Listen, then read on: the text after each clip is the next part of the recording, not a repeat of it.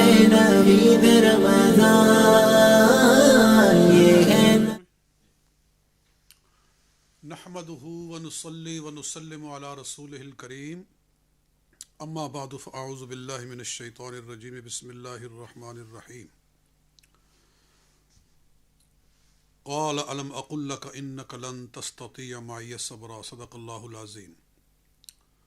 معزز سامعین و ناظرین، آج 16واں سپارہ مسجد میں تلاوت کیا گیا ہے تراویح میں، اور 17ویں سپارے کا فرسٹ کوارٹر، یہ سوا سپارہ آج تلاوت ہوا ہے۔ میں اس میں سے خاص جگہوں پر روشنی ڈالتا ہوں کہ اللہ نے کیا ارشاد فرمایا ہے۔ بالکل شروع میں جو پہلا رکوع ہے، اس میں وہ واقعہ بیان ہوا ہے جب حضرت موسیٰ علیہ السلام گئے تھے اپنے ساتھی حضرت یوشع کے ساتھ خضر علیہ السلام کی ملاقات کے لیے، اور خضر علیہ السلام کی ملاقات میں جو واقعات ہوئے، جو گفتگو ہوئی، وہ اللہ نے یہاں بیان فرمائی ہے کہ جب وہ کٹھے چلے تو کشتی میں بیٹھے تو خضر علیہ السلام نے کشتی کا پھٹا توڑ دیا۔ موسیٰ علیہ السلام نے اس پر سوال اٹھایا کہ آپ نے یہ کیوں کیا ہے؟ پھر ایک لڑکا پھر رہا تھا، اس کی گردن مروڑ کے اتار دی، قتل کر دیا۔ موسیٰ علیہ السلام اس پہ بڑے حیران اور بہت غصے میں آئے، کہا یہ کیا کر دیا ہے؟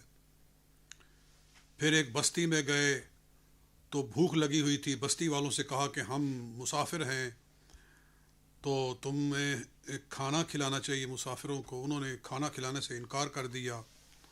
بستی والوں کی دیوار ایک گر رہی تھی، حضرت خضر علیہ السلام نے ہاتھ لگا کے دیوار سیدھی کھڑی کر دی۔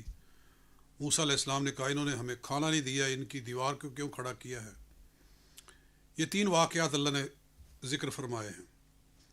حضرت خضر نے کہا کہ بس بھائی، میں نے کہا تھا نا میں جو کروں تم نے اس پر بولنا نہیں ہے، تو 3 مرتبہ آپ بولے ہیں، تو ھذا فراق بینی و بینک، اب میرا اور تیرا رستہ جدا ہے۔ سأنبئک بتأویل ما لم تستطع علیہ صبرا، لیکن میں تمہیں بتاتا ہوں کہ یہ سارے کام جن کو دیکھ کر اے موسیٰ علیہ السلام آپ صبر نہیں رکھ سکے، میں ان کی بیک گراؤنڈ بتاتا ہوں کہ کیا ہوا۔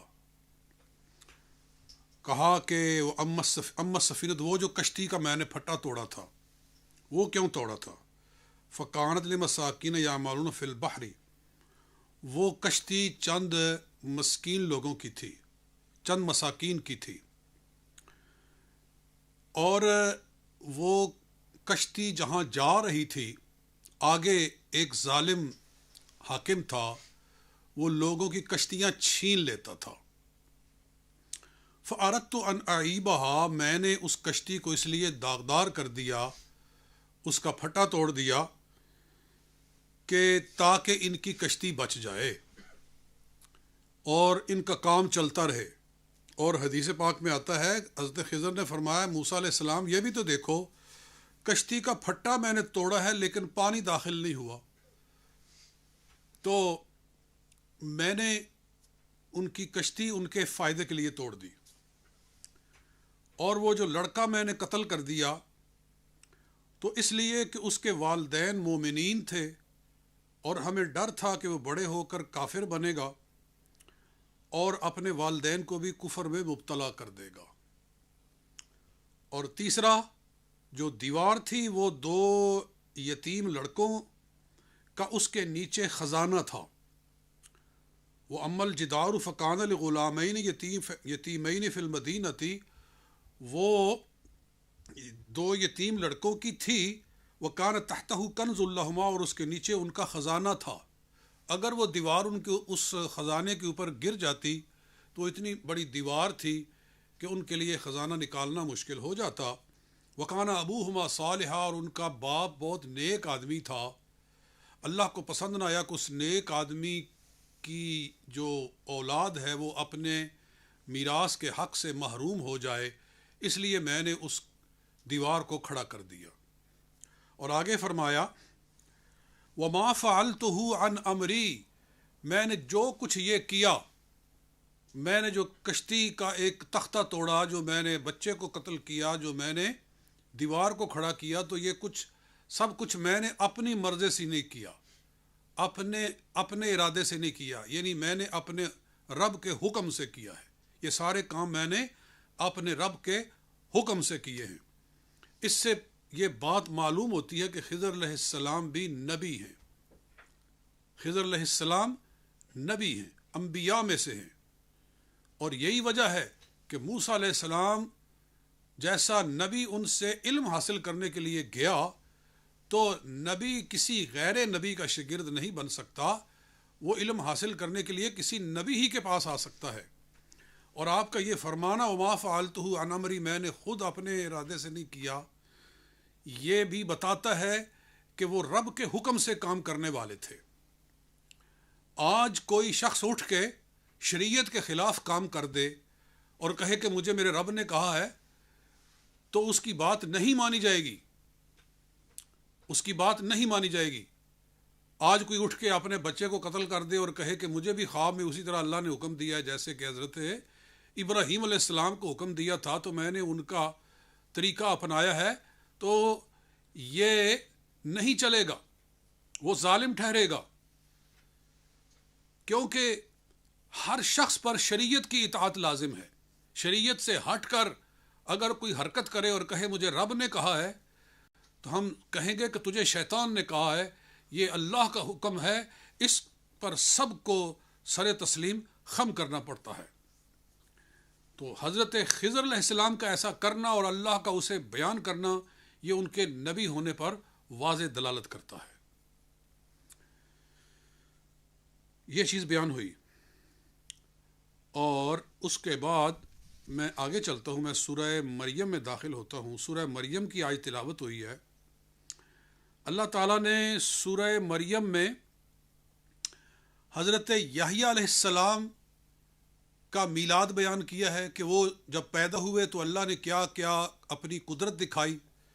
پھر حضرت جناب عیسیٰ علیہ السلام کا پیدا ہونا، ان کا میلاد بیان فرمایا۔ یہاں سے یہ سبق ملتا ہے کہ انبیاء کا میلاد بیان کرنا سنت خدا ہے۔ قرآن میں موسیٰ علیہ السلام کا میلاد بیان کیا گیا ہے، ابراہیم علیہ السلام کا میلاد بیان کیا گیا ہے، قرآن میں سیدہ مریم کا میلاد بیان کیا گیا ہے، یحییٰ علیہ السلام کا کیا گیا ہے، عیسیٰ علیہ السلام کا کیا گیا ہے۔ تو رسول پاک صلی اللہ علیہ وسلم کا ہم میلاد بیان کریں، اس کے لیے جلسہ کریں، اس کے لیے اہتمام کریں، تو بعض لوگ فتوے لگاتے ہیں۔ ہم کہتے ہیں اللہ کے بندو غور کرو، اگر پہلے انبیاء کرام کا میلاد بیان کیا جائے تو وہ قرآن بنتا ہے، اور امام الانبیاء کا میلاد بیان کیا جائے تو ہم مومنوں کا ایمان بنتا ہے۔ اس لیے یہ کوئی اعتراض والی بات نہیں ہے، یہ سنت خدا ہے۔ اور یہاں ایک بات بڑی ضروری بیان کرنے والی ہے کہ جب فرشتہ آیا، حضرت جبریل امین آئے سیدہ مریم کے پاس اور کہا انما انا رسول ربی کی، میں تیرے رب کا بھیجا ہوا فرشتہ ہوں، لأہب لک غلاما زکیہ، میں آپ کو ایک پاکیزہ بیٹا اللہ کی طرف سے عطا کرنے کے لیے آیا ہوں۔ قالت انا یکون لی غلام، وہ کہنے لگی کہ مجھ سے بیٹا کیسے ہو سکتا ہے، ولم یمسسنی بشر، مجھے تو کسی بشر نے ہاتھ نہیں لگایا آج تک، مجھے تو کسی نے چھوا نہیں ہے، ولم اکو بغیہ، میں کوئی برے کردار والی نہیں ہوں، میری تو شادی نہیں ہوئی ہے، تو بچہ کیسے ہوگا؟ قال کذالک، تو رب نے فرمایا کہ بالکل ایسے ہی ہوگا۔ قال ربک هو علی ہین، تیرا رب کہتا ہے کہ ایسا کرنا میرے لیے بہت آسان ہے، بغیر باپ کے بیٹا پیدا کر دینا، بغیر شادی کے، بغیر شوہر کے، ہمارے لیے کچھ مشکل نہیں ہے۔ وَلِنَجْعَلَهُ آیَةً لِلنَّاسِ، ہم اس کو لوگوں کے لیے ایک نشانی بنانا چاہتے ہیں، ہم اس کو نشانی بنانا چاہتے ہیں۔ وَكَانَ أَمْرًا مَقْضِيًّا، اور یہ کام اب جو ہو گیا ہے، فیصلہ یہ ہو کر رہنے والا ہے، یہ اب ہوگا۔ یہاں سے پتہ چلا کہ صرف حضرت عیسیٰ علیہ السلام ہے جن کا بغیر باپ کے پیدا ہونا یہ مانا جاتا ہے۔ اس کے سوا اگر کوئی عورت اٹھ کے بولے اور کہے کہ جناب میرے اوپر بھی آ کر فرشتے نے پھونک ماری ہے، جیسے عیسیٰ علیہ السلام پیدا ہوئے تھے، سیدہ مریم کو پھونک ماری تھی فرشتے نے اور حضرت عیسیٰ پیدا ہوئے تھے، میں نے بھی بچہ پھونک سے لیا ہے، تو وہ بے حیا ہے، وہ زانیہ ہے، وہ بدکار ہے، اس کی بات کو نہیں مانا جا سکتا۔ شریعت اس چیز کو نہیں مانتی ہے۔ یہ اللہ نے عیسیٰ علیہ السلام کو اپنی نشانی بنایا ہے، اور وہ بھی ہم کیوں مانتے ہیں کہ قرآن میں آیا ہے، اور قرآن پر ایمان لانا ضروری ہے، اس کے سوا کوئی یہ دعویٰ نہیں کر سکتا۔ یہاں ایک بڑی میں خاص بات کہنا چاہتا ہوں کہ مرزا غلام محمد قادیانی نے کہا کہ میں مسیل مسیح ہوں، میں مسیل مسیح ہوں، یعنی میں ہو بہو عیسیٰ جیسا ہوں، حضرت عیسیٰ جیسا میں ہوں، لہٰذا میں وہی عیسیٰ بن کر آیا ہوں، وہی مسیح بن کر آیا ہوں جو حدیث میں آیا ہے کہ قرب قیامت میں عیسیٰ علیہ السلام آئیں گے، وہ کہتا ہے وہ میں ہوں۔ وہ جو عیسیٰ علیہ السلام تم سمجھتے ہو کہ آسمانوں پہ چلے گئے ہیں، کوئی نہیں گئے، اور آسمانوں سے اتریں گے، میں نہیں مانتا، اور عیسیٰ علیہ السلام دوبارہ آئیں گے، فضول ہے۔ وہ ان چیزوں سے انکار کیا، اس نے کہا وہ عیسیٰ جس کے آنے کی خوشخبری سنائی گئی ہے وہ میں ہوں، اندازہ کرو۔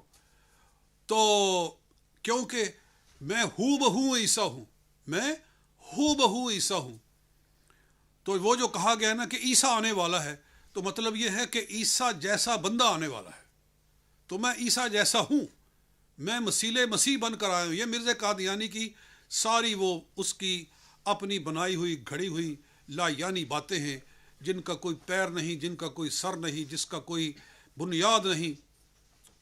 تو جی میں مسیل مسیح ہوں، تو ہم اس کو کہتے ہیں پھر مسیل مسیح ہونے کے لیے تو پھر بغیر باپ کے پیدا بھی ہونا چاہیے۔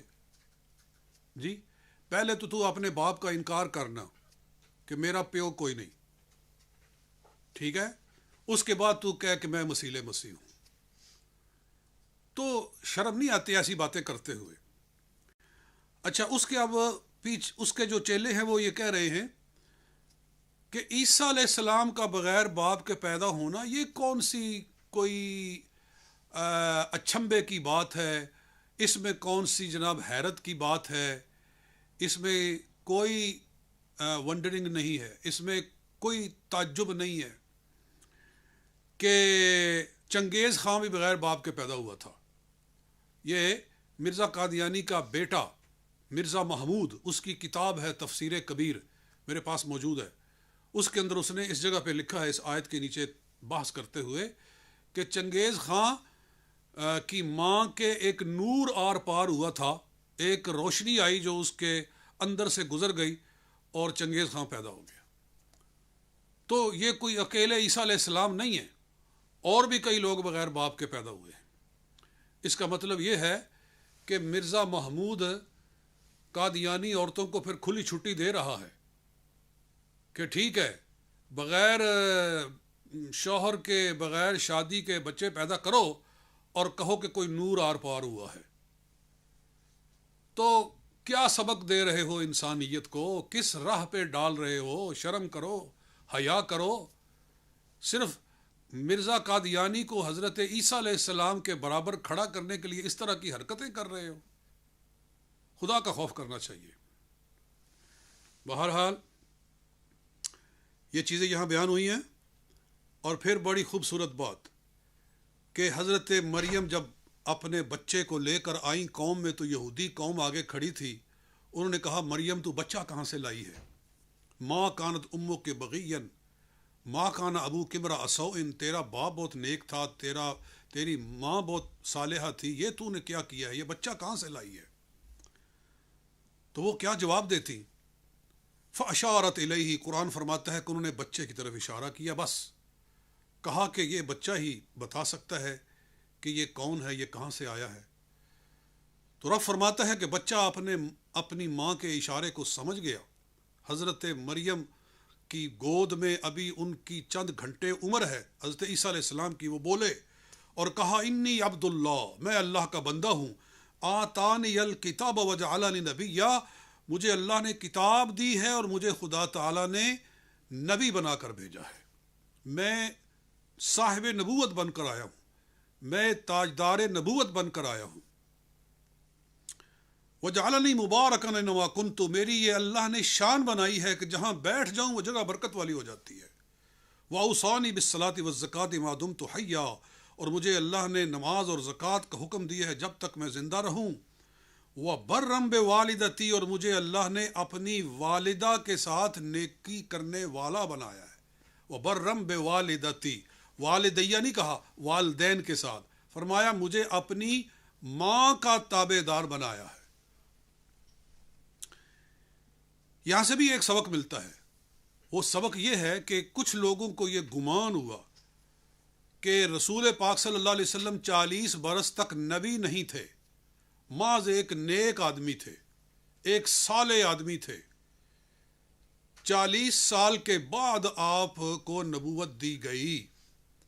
یہ بعض لوگوں کو گمان ہوا ہے، ہم کہتے ہیں غلط ہے، نہیں ہے، ایسا نہیں ہے۔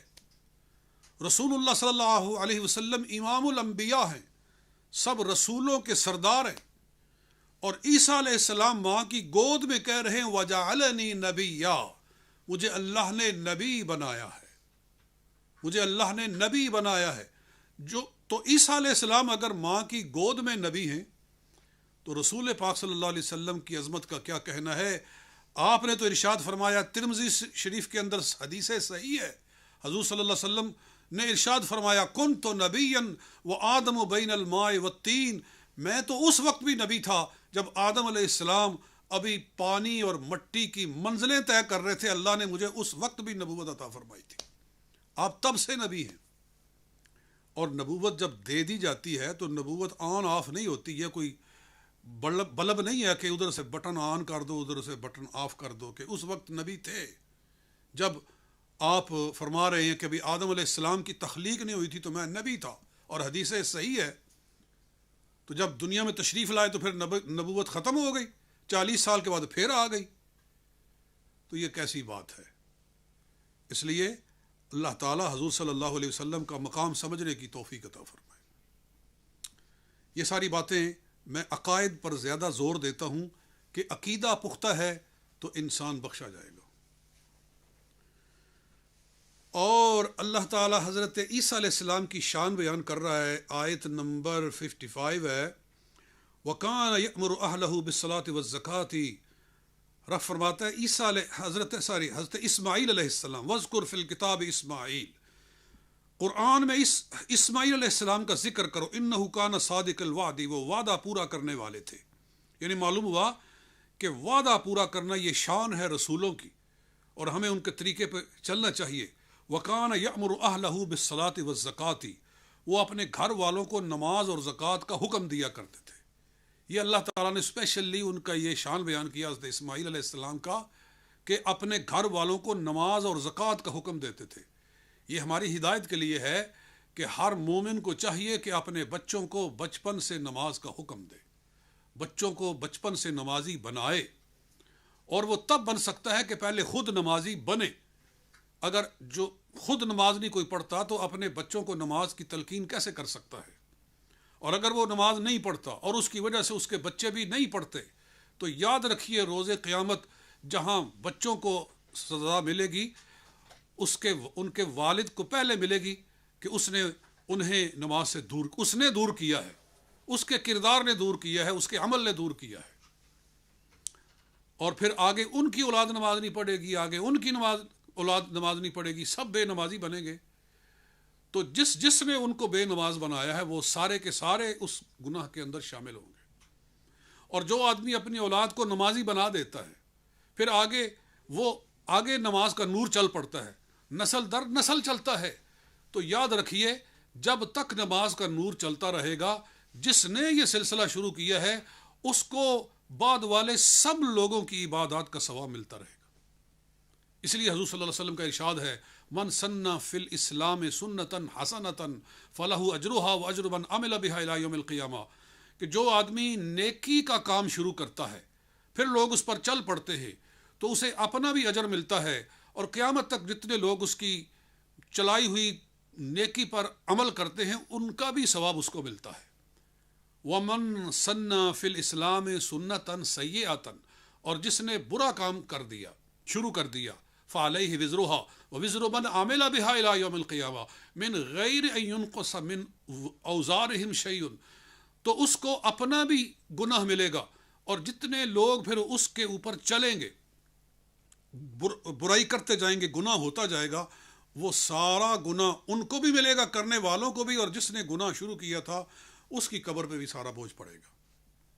جیسے لوگ ایک گانا ریکارڈ کرا کے مر جاتے ہیں جی، اور وہ گانا چلتا رہتا ہے، تو وہ تو ایک دفعہ گا کے مر گیا، دفعہ ہو گیا، تو جب تک وہ گانا گایا جائے گا اور بے حیائی کی دعوت پھیلتی رہے گی، لڑکی لڑکے کی محبت، یہ ایک برائی اور بے حیائی کا ایک سبق لوگ سیکھتے رہیں گے، تو یہ گناہ سارا اس کے سر پہ جاتا ہی رہے گا۔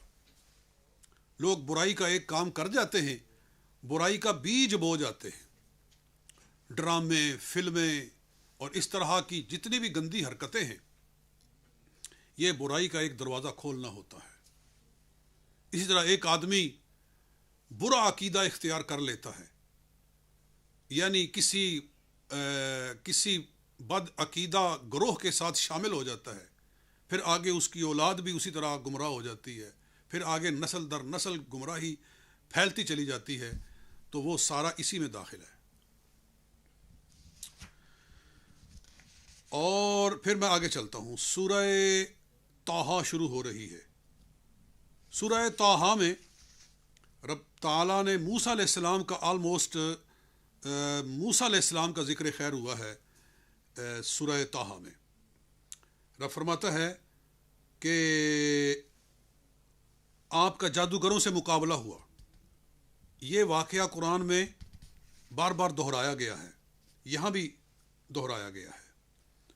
وہ کیا ہے کہ جادوگر آگے مقابلے میں رسیاں لے کر اور بڑے بڑے شہتیر لے کر، فَأَلْقَوْا حِبَالَهُمْ فَإِذَا حِبَالُهُمْ وَعِصِيُّهُمْ يُخَيَّلُ إِلَيْهِ مِنْ سِحْرِهِمْ أَنَّهَا تَسْعَىٰ، کہ انہوں نے پورا میدان رسیوں سے بھر دیا اور بڑے بڑے شہتیروں سے بھر دیا، اور جادو ایسا کیا کہ لوگوں کو یوں لگا کہ جیسے سارا میدان سانپوں سے بھر گیا ہے۔ یعنی اللہ تعالیٰ ارشاد فرما رہا ہے کہ جادو سے کوئی شے بدلتی نہیں ہے، اٹ سیلف ایک چیز کے اندر جو ہے نا کوئی چینجنگ نہیں آتی، وہ صرف آنکھوں پہ جادو کرتے ہیں اور دکھائی ایسے دیتا ہے جیسے کہ یہ ہو رہا ہے وہ ہو رہا ہے۔ فَأَوْجَسَ فِي نَفْسِهِ خِیفَةً موسیٰ، موسیٰ علیہ السلام کے دل کے اندر تھوڑا سا ایک خوف محسوس ہوا ان کو۔ قُلْنَا لَا تَخَفْ، ہم نے کہا موسیٰ علیہ السلام آپ ڈریے نہیں، إِنَّكَ أَنْتَ الْأَعْلَىٰ، بے شک آپ ہی غالب آنے والے ہیں۔ وَأَلْقِ مَا فِي يَمِينِكَ، اور جو آپ کے ہاتھ میں ہے نا عصا، اسے پھینکیے۔ تلقف ما صنعوا، جو کچھ انہوں نے بنایا ہے وہ سارے کا سارا کھا جائے گا، یعنی آپ کا جو عصا ہے ان کے سارے جادو کو کھا جائے گا۔ تو آپ نے جب عصا پھینکا تو رب تعالیٰ فرماتا فَإِذَا هِيَ تَلْقَفُ مَا يَأْفِكُونَ، جو انہوں نے جادو بنایا تھا وہ سارا ایک ہی لقمے کے اندر نکل گیا۔ اتنا بڑا سانپ بنا کہ اس کا منہ اتنا تھا جیسے کوئی پہاڑ ہوتا ہے، اور اس نے ایک ہی لقمہ لیا اور پورے میدان میں پھیلے ہوئے ان سانپوں کو، جو سانپ نظر آ رہے تھے، وہ سارے کے سارے سانپوں کو وہ ایک ہی لقمے میں نگل گیا، اور آپ نے اس کو پکڑا تو پھر وہی عصا تھا۔ اللہ فرماتا ہے فَأُلْقِيَ السَّحَرَةُ سُجَّدًا، تو سارے جادوگر سجدے میں گر گئے، جادوگر سجدے میں پڑ گئے۔ قَالُوا آمَنَّا بِرَبِّ هَارُونَ وَمُوسَىٰ، کہنے لگے ہم ہارون اور موسیٰ کے رب پر ایمان لاتے ہیں، مسلمان ہو گئے، ایمان لے آئے، کیونکہ ان کو حقیقت معلوم ہو گئی۔ وہ فن والے تھے، وہ صاحب فن تھے، وہ جادو جانتے تھے۔ انہوں نے کہا کہ یہ اگر جادو ہوتا تو ہمارے وہ سارے جو شہتیر تھے اور ہماری ساری وہ جو رسیاں تھیں وہ کدھر چلی گئیں، یعنی وہ اس ایک لکڑی کے عصا میں کیسے گم ہو گئی۔ یہ یقیناً جادوگر نہیں ہے، یہ اللہ کا بھیجا ہوا کوئی پیغمبر ہے، نبی ہے، لہٰذا ہمیں اس کے پیچھے چلنا چاہیے اور اس پر ایمان لانا چاہیے۔ تو وہ موسیٰ علیہ السلام پر ایمان لے آئے، اللہ تعالیٰ نے انہیں توفیق ایمان عطا فرمائی۔ فرعون نے کہا میں تمہیں سولی دے دوں گا، لَأُقَطِّعَنَّ أَيْدِيَكُمْ وَأَرْجُلَكُمْ مِنْ خِلَافٍ، میں تمہارے ہاتھ پاؤں کاٹ دوں گا، میں تمہارے ہاتھ کاٹ دوں گا، میں تمہارے پاؤں کاٹ دوں گا، زندوں کے ہاتھ پاؤں کاٹ دوں گا۔ ثم لأصلبنکم فی جذوع النخل، اور میں تمہیں کھجور کے تنوں پر لٹکا دوں گا، میں تمہیں پھانسی دے دوں گا۔ قالو، انہوں نے کیا ایمان افروز جواب دیا۔ دیکھیے جب ایمان داخل ہو جاتا ہے تو پھر نکلتا نہیں ہے، پھر کیا شان ہوتی ہے۔ کہنے لگے لن نؤثرک علی ما جاءنا من البینات، جو ہمارے پاس دلیلیں آ گئی ہیں ان کو چھوڑ کر ہم تیرے پیچھے نہیں چل سکتے۔ والذی فطرنا، اور اس رب کو نہیں چھوڑ سکتے جس نے ہمیں پیدا کیا ہے۔ فاقض ما انت قاض، تو جو کرنا چاہتا ہے کر لے، اب تو ہم سے ایمان نہیں چھین سکتا۔ تو یہ شان ان کی بیان کی گئی ہے، اور بار بار قرآن پاک میں اس کو دہرایا گیا ہے۔ اس میں بہت سارے اسباق ہیں ہمارے لیے۔ ایک تو ایمان کی شان بیان ہوئی، دوسرا ہمیں یہ پتہ چلتا ہے کہ تقیہ وقیہ کوئی شے نہیں ہوتی۔ یہ کچھ لوگوں نے تقیہ بنایا ہوا ہے کہ اپنا ایمان چھپا لو، اپنا ایمان چھپا لو۔ معاذ اللہ وہ سمجھتے ہیں حضرت علی رضی اللہ عنہ نے اپنا ایمان چھپایا ہوا تھا۔ وہ حضرت صدیق اکبر کے پیچھے، حضرت عمر فاروق کے پیچھے، عثمان غنی کے پیچھے، رضی اللہ عنہم کے پیچھے جو نمازیں پڑھتے تھے تو تقیہ کر کے پڑھتے تھے، اپنا ایمان چھپا کر پڑھتے تھے۔ وہ ان کو معاذ اللہ مومن نہیں سمجھتے تھے۔ اندازہ کیجئے کہ جہالت اور ضلالت کی کیا حد ہے کہ اصحاب رسول صلی اللہ علیہ وسلم کو مومن نہ سمجھا جائے، اور اپنا گندا عقیدہ جو ہے اس کو سیدھا رکھنے کے لیے حضرت علی المرتضیٰ شیر خدا رضی اللہ تعالی عنہ پر یہ بہتان رکھا جائے کہ انہوں نے اپنا ایمان چھپا کر خلفائے ثلاثہ کے پیچھے نمازیں پڑھی تھی۔ میں ان سے پوچھتا ہوں کہ دیکھو، مولا علی المرتضیٰ نے ساری زندگی رسول پاک کے ساتھ گزاری، اور ادھر یہ جادوگر ہیں جنہوں نے چند لمحے موسیٰ علیہ السلام کے ساتھ گزارے، چند لمحے صرف۔ تو صحبت موسیٰ علیہ السلام کا یہ اثر ہے، چند لمحے کی صحبت کا یہ اثر ہے کہ ان جادوگروں کے اندر ایمان اس قدر راسخ ہو گیا کہ موت قبول کر لی لیکن ایمان نہیں چھوڑا۔ او خدا کے بندو، مجھے یہ بتاؤ، اگر چند لمحے کی صحبت موسیٰ سے جادوگروں کا ایمان اتنا اعلیٰ ہو جاتا ہے کہ وہ تقیہ نہیں کر سکتے، وہ بھی چاہتے تو تقیہ کر کے اپنا ایمان، اپنی جان بچا لیتے، انہوں نے تقیہ نہیں کیا۔ جن کو چند لمحے صحبت موسیٰ حاصل ہوئی، تو مولا علی المرتضیٰ شیر خدا جنہوں نے ساری زندگی صحبت امام الانبیاء میں گزاری تھی، کیا وہ تقیہ کرنے والے تھے؟ لا حول ولا قوت الا باللہ العلی العظیم۔ نہیں، وہ ہے شاہ مرداں شیر یزداں قوت پروردگار، لا فتح الا علی لا سیف الا ذوالفقار۔ تم کیا سمجھتے ہو مولا علی المرتضیٰ کی شان کو؟ ان کو تقیہ کرنے والا بنا کر پیش کر رہے ہو؟ کیا ان کے اندر ان جادوگروں جتنا بھی ایمان نہیں آیا تھا حضرت مولا علی المرتضیٰ کے اندر؟ تو کدھر گیا تمہارا ایمان؟ کدھر گئی تمہاری شرافت اور تمہارا انصاف کدھر چلا گیا؟ تو یہ باتیں بہت سمجھنے والی ہیں۔ بلکہ میں تو یہاں اور بھی کہتا ہوں کہ صحابہ کرام نے زندگیاں حضور کی صحبت میں گزاری، تو اگر جادوگروں کو تھوڑے لمحے مل جائیں موسیٰ علیہ السلام کے ساتھ تو ان کا ایمان یہاں تک ہوتا ہے، تو صدیق اکبر تو بچپن سے حضور کے ساتھ ہی تھے جی، انہوں نے تو زندگی سرکار کے ساتھ گزاری اور آج بھی ان کے پہلو میں لیٹے ہوئے ہیں، تو ان پہ اعتراض کرتے ہو اور ان کے ایمان پہ شک کرتے ہو؟ تو بس ہم انا للہ و انا الیہ راجعون پڑھ سکتے ہیں اس کے اوپر۔ بہرحال یہ چند چیزیں، اور ایک میں بات آخری کر کے اپنے مضمون کو ختم کر دیتا ہوں کہ موسیٰ علیہ السلام کا واقعہ یہ بھی لکھا گیا ہے یہاں آج کی منزل میں، یہ بھی آیا ہے کہ اپنے بھائی ہارون علیہ السلام کو وہ اپنی قوم میں چھوڑ کر گئے طور پر اللہ سے کتاب لینے کے لیے، اور وہاں 40 دن وہاں رہنا پڑا، پھر کتاب ملی اور کتاب لے کر جب واپس آئے تو دیکھا، جب واپس آئے تو ساری قوم کو بچھڑے کی پوجا کرتے ہوئے پایا کہ رب کو چھوڑ کر ایک بچھڑے کی پوجا کر رہے تھے۔ موسیٰ علیہ السلام کو غضب آیا اور آپ نے اپنے بھائی کی داڑھی پکڑ لی اور ان کا سر پکڑ لیا، یعنی سر کے بال پکڑ لیے اور داڑھی کے بال پکڑ لیے۔ رب تعالیٰ فرماتا ہے کہ قالا، حضرت ہارون نے کہا، یبن امہ، اے میری ماں جائے، اے میری ماں دے پتر، او میرے ماں جایا، ایسے جیسے پنجابی میں کہتے ہیں، یبن امہ، اے میری ماں کے بیٹے، یہ پیار کے لیے، لا تأخذ بلحیتی ولا برأسی، میری داڑھی نہ پکڑو اور میرا سر نہ پکڑو، یعنی مجھے چھوڑو، میں بتاتا ہوں کہ کیا ہوا ہے۔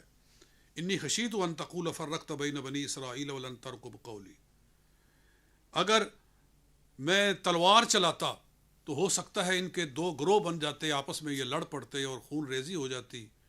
میں نے ان کو زبان سے سمجھایا لیکن میں نے ان پر ڈنڈا نہیں چلایا کہ یہ کہیں آپس میں ان کا کشت و خون نہ ہو جائے۔ تو یہ ایک سبق ہے ہمارے لیے کہ کبھی ایسا ہوتا ہے کہ دونوں حق پر ہوتے ہیں، لیکن کسی ایک کے سامنے ایک غلط فہمی ہوتی ہے، ایک غلط فہمی ہو جاتی ہے اور اس سے ان کے اندر میں تنازع ہو جاتا ہے۔ جیسے علی المرتضیٰ اور حضرت امیر معاویہ کے درمیان میں لڑائی ہو گئی، تو اس لڑائی کی وجہ سے اگر ہم حضرت امیر معاویہ کو برا بھلا کہنا شروع کر دیں اور ان پر زبان تان دراز کرنا شروع کر دیں تو یہ بدبختی ہے ہماری، کیونکہ وہ بھی صحابی رسول ہے۔ نبی اکرم صلی اللہ علیہ وسلم نے فرمایا کہ میرے صحابہ کو مت برا کہو، اور فرمایا اذا رأیتم الذین یسبون اصحابی فقولوا لعنۃ اللہ علی شرکم، کہ جب تم ان لوگوں کو دیکھو جو کہ میرے صحابہ کو برا کہتے ہوں تو کہو کہ تمہاری شر پر اللہ کی لعنت ہو۔ اور خود ان لوگوں کی کتابوں میں بھی یہ حدیثیں موجود ہیں کہ جو صحابہ کرام کو برا کہتے ہیں، کتابیں ان کی بھی بھری ہوئی ہیں ایسی حدیثوں سے۔ بحار الانوار کے اندر حدیث ہے کہ حضور صلی اللہ علیہ وآلہ وسلم نے ارشاد فرمایا کہ من سب اصحابی فجلدوہ، جو میرے صحابہ کو برا کہے اسے کوڑے مارو، اور من سب اصحابی فعلیہ لعنت اللہ، جو میرے صحابہ کو برا کہے، لعنت کرے، اس پر اللہ کی لعنت ہے۔ تو حضرت امیر معاویہ کو ایک غلط فہمی تھی جس کی وجہ سے یہ لڑائی ہو گئی۔ حضرت ہارون اور حضرت موسیٰ علیہ السلام دونوں پیغمبر ہیں، اور ایک پیغمبر نے دوسرے پیغمبر کی داڑھی اور اس کا سر پکڑا ہوا ہے، تو مجھے بتاؤ کس کو برا کہو گے؟